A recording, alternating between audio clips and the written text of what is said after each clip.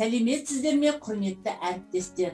Педагогикалық идеялар фестиваліне қатысушы Шатемір қызы Ақмаралмын. Алматы қаласы Әуезов ауданы нөмірі 173 мектеп-лицейдің қазақ тілі мен әдебиет пәнінің мұғалімімін. Жоғары санатты зерттеуші педагогпын. Педагогикалық идеялар фестиваліне ұсынып отырған элективті курсымның тақырыбы оқушылардың ғылыми зерттеу жобасы деп аталады. Бағдарламаның мақсаты жаңартылған білім беру мазмұнына сәйкес оқушыларды ғылыми жоба жаздыруға үйрету және ғылыми зерттеу жұмыстарын жасау құзыреттілігі мен дағдыларын қалыптастыруға баулу.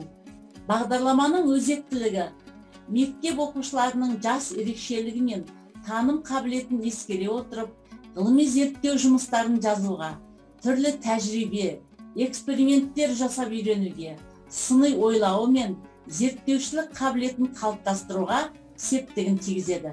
Мектеп мұғалімдеріне оқушыларды зерттеу жұмыстарымен шұғылдандыруына тиімді әдістемелік құрал бола алады. Сыни тұрғысынан ойлау қазіргі заман талабы. Сыни тұрғысынан ойлау оқушылардың сабаққа қызығушылығы, өмірмен байланыстыра білуі, білмегенін өздігінен іздеуі және зерттеуі. Ендеше, кез келген оқушы білім деңгейіне қарамай, төмен не жоғары деңгейлі болсын, зерттеу жұмыстарын жүргізіп үйрену керек. Күтілетін нәтиже белгілі бір тақырып бойынша өзекті мәселені тауып, жасампаздыққа баулудың жолдарын көрсетеді және ел экономикасын көтеруге септігін тигізетін зерттеушілік, креативтілік, ізденімпаздық, жаңашылдық, тағы басқа қабілеті мектеп қабырғасынан бастап қалыптасады. Оқушының жоба жазудағы жас ерекшелігіне қарай шығармашылық ойлау қабілетін дамытудың әдістерін ұсынады. Ғылыми жоба жазуға машықтандырудың жолдарын жүйелеуді үйретеді. Академиялық адалдықты бойларына сіңіртеді. Көркем әдебиеттер және ғылыми зерттеу еңбектерімен терең жұмыс жасауды үйренуге бағыттайды. Тәжірибе, эксперименттік жұмыстар жасатуға дағдыландырудың әдіс тәсілдерін пайдаланады. Бағдарламаның тұрақтылау, яғни мазмұндық бөлімі. Бағдарлама 34 сағатқа арналған 4 бөлімнен тұрады. Курс бойынша практикалық және шығармашылық жұмыстар қарастырылған. Бірінші бөлім – ғылыми зерттеу жұмысының құрылымы. Ғылыми жұмыстар туралы түсінік беріледі. Ғылыми жұмыстың тілі, яғни ғылыми стиль туралы толық біледі. Ғылыми стильді анықтау үшін практикалық тапсырмалар орындайды. Ғылыми жобаларды рәсімдеуге қойылатын талаптарды орындайды. Зерттеу жұмысының құрылымы, зерттеу жұмысының тақырыбын анықтайды. Тақырыптың өзектілігі негізделеді.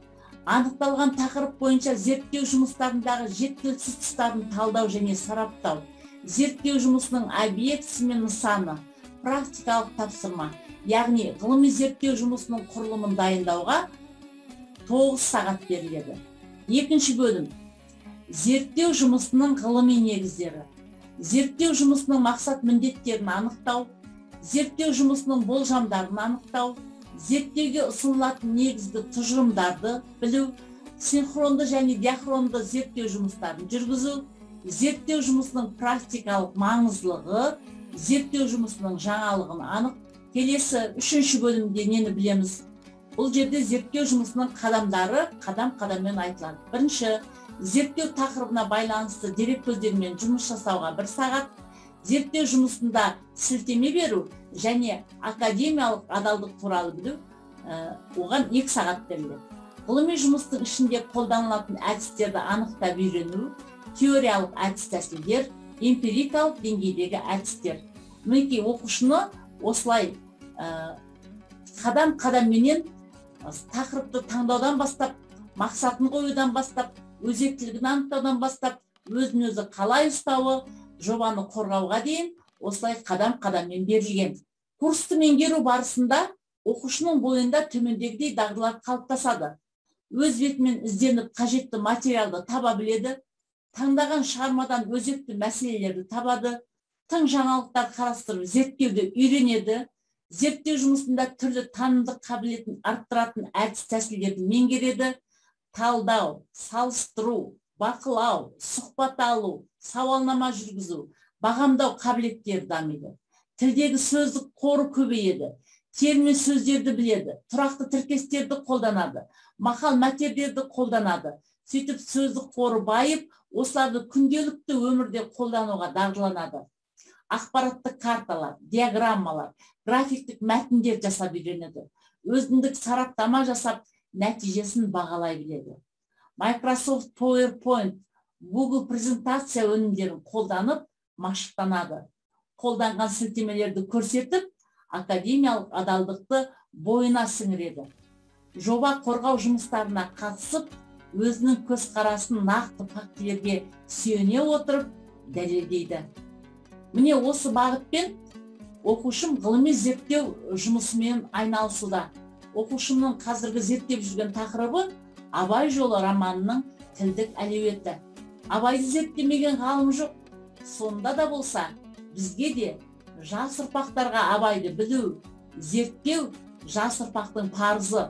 Абай атамыздың ұлағатты сөздерінің өзектілігі қаншама заман өтсе де өшкен емес.